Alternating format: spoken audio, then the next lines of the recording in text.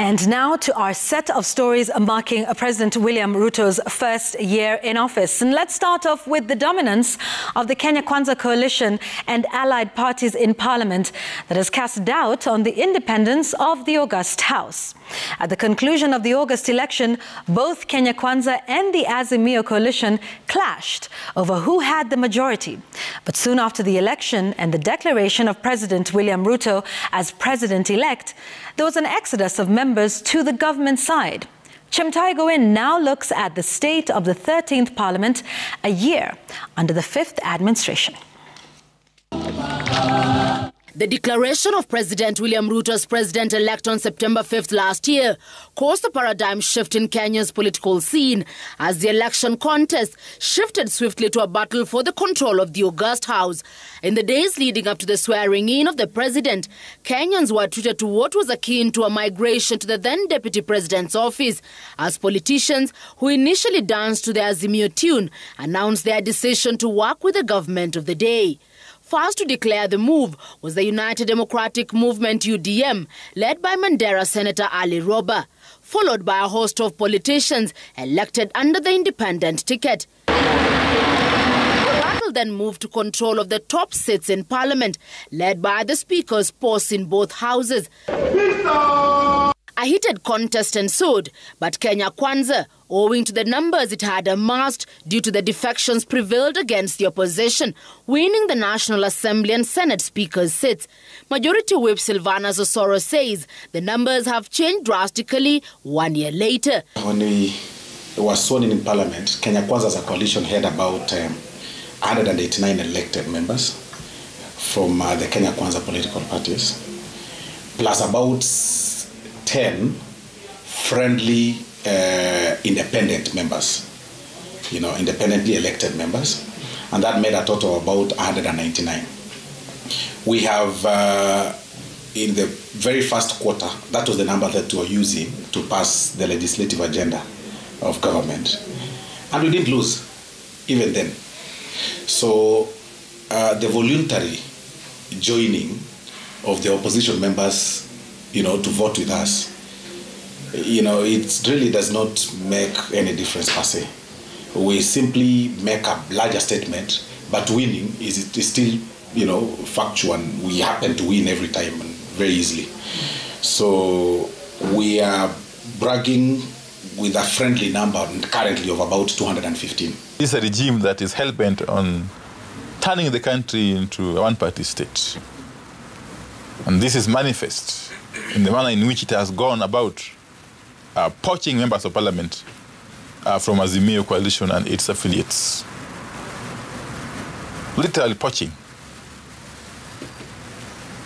The difference between the current poaching and the poaching that used to happen during the KANU state is that back then, one would have to face a by-election if they ever crossed the floor to join KANU. And here you have a situation where members of parliament are essentially crossing the floor and joining Kenya Kwanza or UDA for all intents and purposes, but continuing to cling to their parliamentary seats. A look at the operations of both houses shows that the steering wheel is seemingly in the house on the hill. The vetting of President William Ruto's nominees to cabinet went smoothly, save for the unexpected twist when both coalitions rallied behind a motion to save tourism. CS Penina Malonza was facing the axe.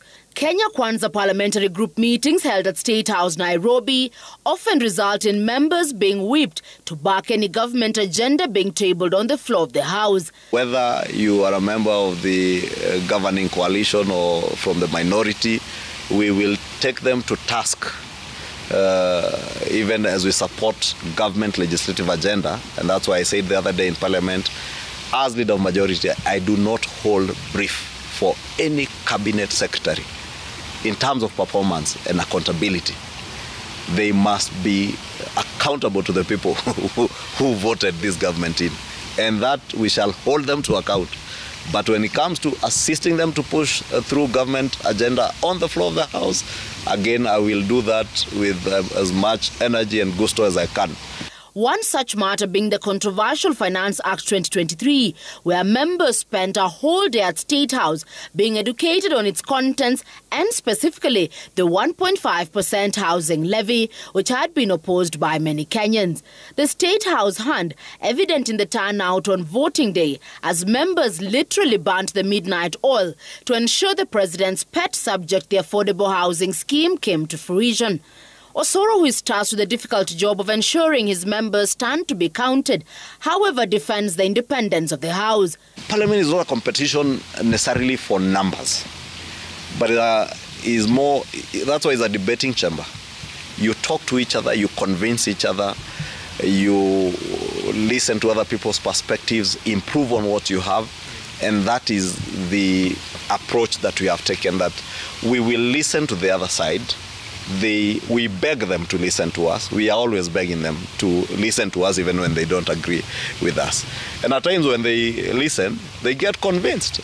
And many a times they vote with us.